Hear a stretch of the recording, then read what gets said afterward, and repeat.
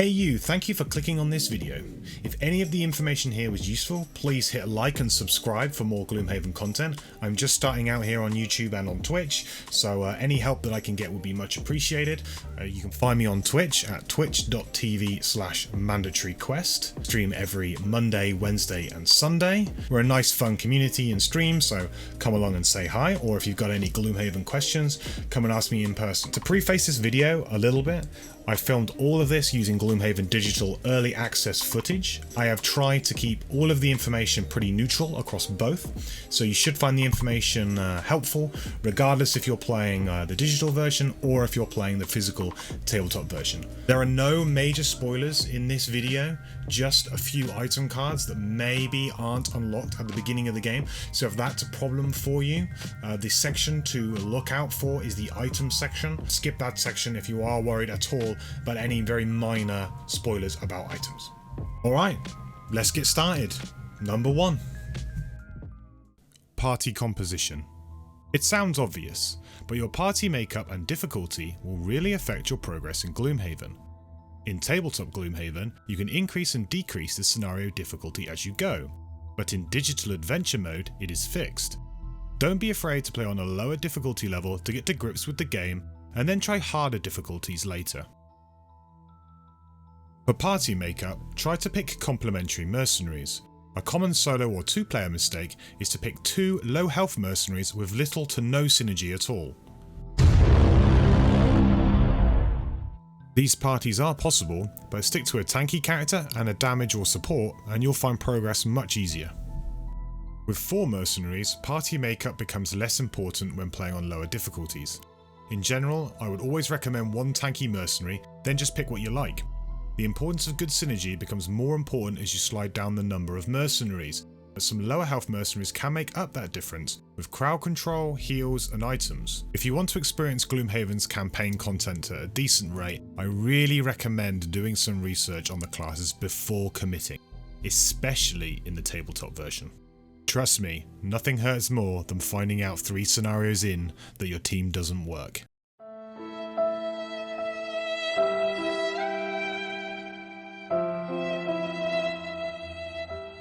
When choosing your cards to take on a scenario, card evaluation becomes really important. Are you going to use this card for its top action? Are you going to use it mainly for its bottom action? Are you going to use it as a combination of both? If you're going to use it as a combination of both, that gives the card high versatility, so it's going to have a lot more value in your hand. Does the card have specific setup requirements? Are those requirements easy to set up? If they are not, then perhaps that card has low versatility and actually won't be as valuable for you over the course of a scenario. Another common mistake I see happen all the time is people not bringing enough movement. Movement cards often aren't very exciting, but they are necessary to complete the scenarios. Do not underestimate the importance of even a move 3 card in your hand when you're trying to finish a scenario. This is going to become even more important in the tabletop and campaign versions of Gloomhaven, where your objectives are not going to be just kill every monster in the dungeon.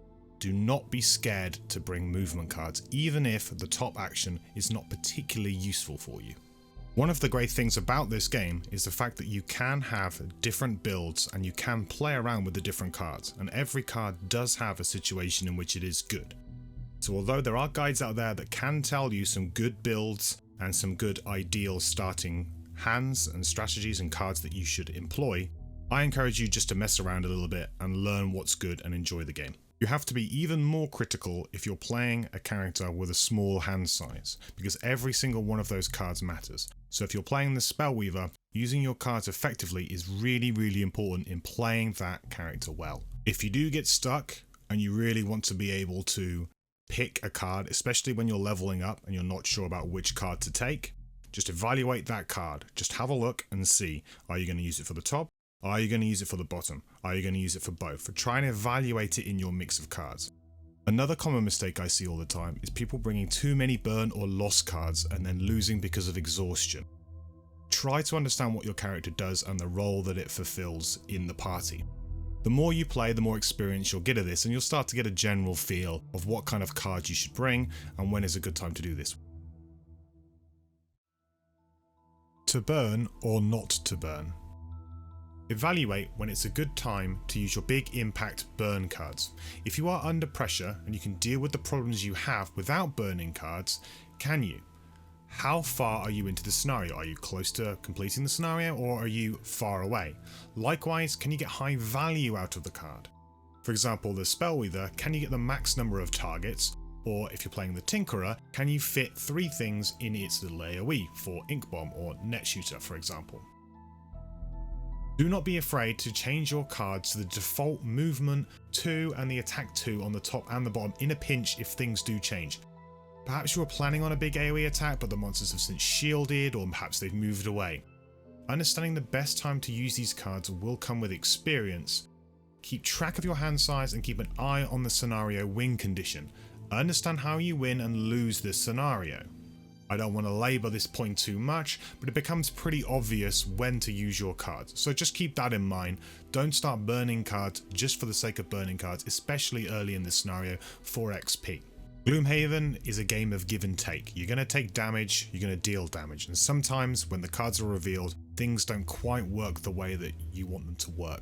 So just don't be afraid and keep in mind that you may need to kind of change your plans depending on what the enemies do. Initiative is king. This is especially true if you're playing solo. Understand how important initiative is, not just in relation to the monsters but also your own party. Going on a low initiative is great as you get to act early, but it does leave you open to attacks and monster focus later in the round. Once you become more experienced, you will also start to understand the different monsters and their potential initiative draws. If using support abilities, such as the Tinkerer's enhancement field, make sure you are earlier than the other players to benefit from that effect. For heals, either go early if needed immediately, or go late and preempt some damage later in the round. Going early when playing negative effects allows you to see the monster's actions and plan according. If those cultists are going to be summoning living bones again, stun them. If not, stun a high attack night demon perhaps instead. If dealing with melee monsters, you could go late, allow them to act first and move closer towards you to make your turn easier. However, if you're dealing with ranged enemies, you may need to take the fight to them. Do not underestimate the power of going late in one round and then going early on the following round. This allows you to build up some combos and allows you to essentially act twice in a row. You can also use this to abuse things such as invisibility. Go early, turn invisible, and then go late the following round. This means that you're going to be invisible for almost 2 full rounds, which could help save you some damage and also set you up for a long rest in safety. Use line of sight, traps, and obstacles to your advantage. Certain characters can place more obstacles, go invisible, and push and pull enemies around. All of these things can be used to help spring traps and keep melee enemies out of range or even stop summons from happening. Understanding and abusing line of sight can make ranged monsters move closer to you and can help bunch monsters together for future big AoE attacks. Positioning is also important for dealing with monster focus, so make sure you're aware of what monsters are going to attack which character in each round and position yourself accordingly for how you want to deal the damage around your party. I encourage everybody to learn about monster focus, and I'll put some links in the description to some great tools that you can use in order to determine monster focus easily in your games. You can use invisibility to block pathways since you will be considered an obstacle for enemies, so melee enemies will not be able to find a line of movement and perhaps have to go through a trap, or if you go invisible on a door, they won't actually be able to move at all, and this is a great way of scouting a room. Put somebody invisible on a door, it will open, and any melee enemies in that room won't be able to move towards a target because they won't have a legal line of movement. Be careful of flying enemies or enemies that have flying though, because they can always go through obstacles or stay on top of obstacles. So flying enemies are a lot more difficult to position against, and they also don't spring traps, so bear that in mind.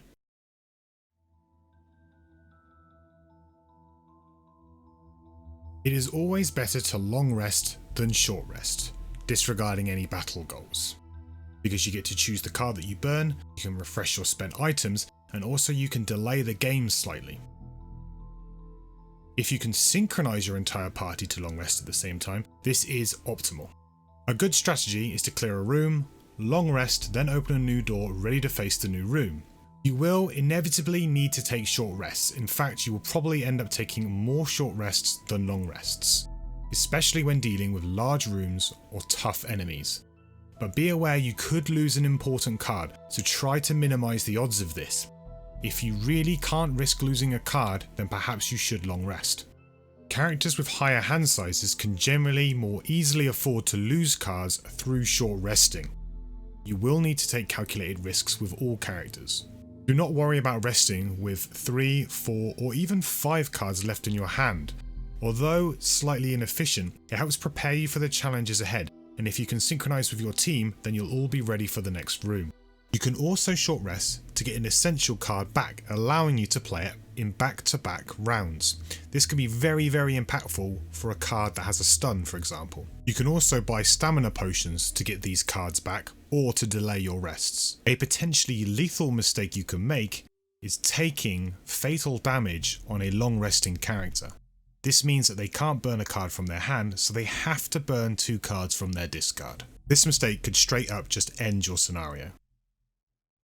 Don't get greedy.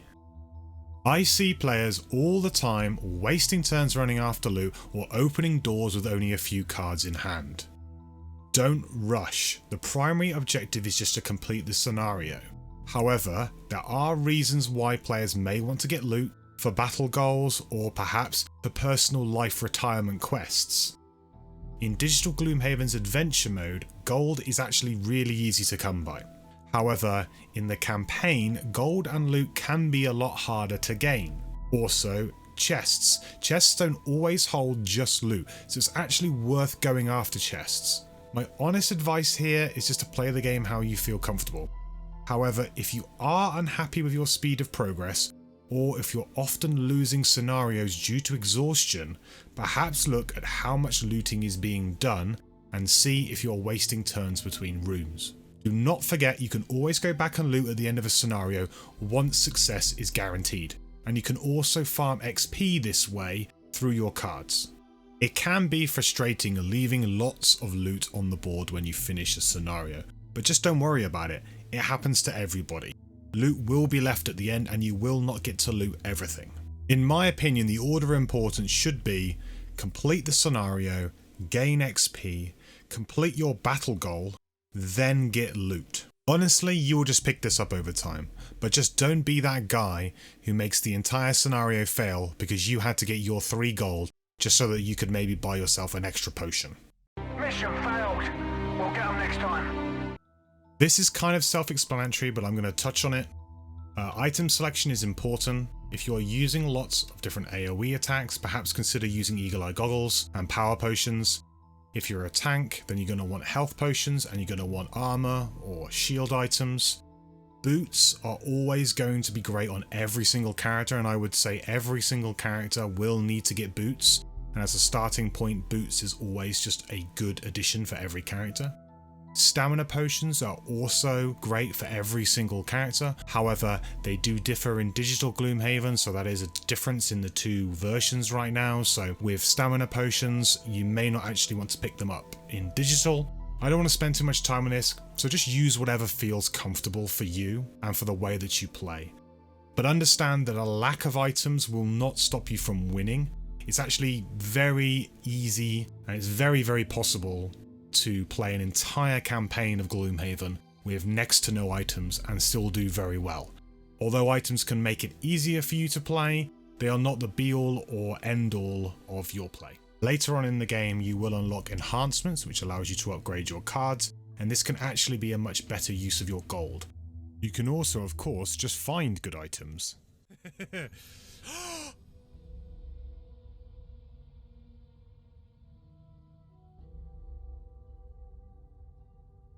Ancient drill! In Digital Adventure mode, I really recommend the Warhammer if you are struggling with the Cragheart and with the Brute. Even at level 1, they have some pretty ridiculous combos they can pull off using this item to essentially stun pretty much everything in a room to allow you to have a free turn, which can be a massive thing, especially when you're playing at higher difficulty levels. And that's it. Thanks for watching the video, guys. I really appreciate it. If you found any of this information useful, please hit a like and subscribe for more Gloomhaven content. I couldn't cover everything I wanted to in this video because I wanted to keep it fairly short. So I will be covering more topics in the future regarding Gloomhaven. If you're interested in seeing more from me, please subscribe. Don't forget to follow me on Twitch at www.twitch.tv/mandatoryquest. I stream Mondays, Wednesdays, and Sundays. And catch you guys again soon. Thanks for watching. Bye. Oh. It's gonna be like a never-ending story. Gonna hang on.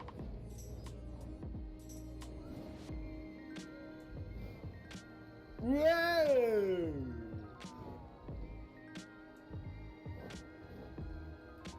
I feel like I'm flying!